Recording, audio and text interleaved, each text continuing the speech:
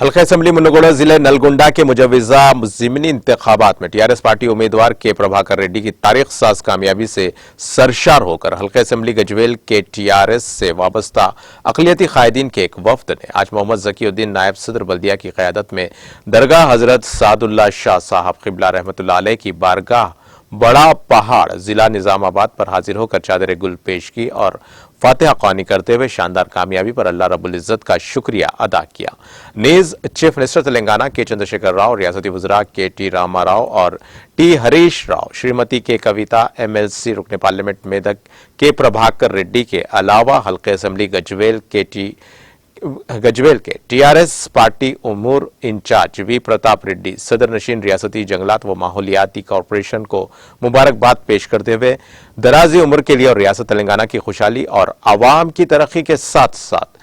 भारतीय राष्ट्रीय समिति के कौमी सियासत में दाखिले और शानदार कामयाबी के जरिए मुल्क और रियासत में फिरका वाराना हम आहंगी को बरकरार रखने और सेक्युलरिज्म की बका के लिए चीफ मिनिस्टर के चंद्रशेखर राव को मौक़े हासिल होने के लिए रिक़्क़त अंगेज दुआएं की गईं। Director market committee Syed Mateen Ahmed, Mohammed Azhar, Mohammed Mustafa, Latif और दूसरे कायदीन भी इस मौके पर मौजूद थे।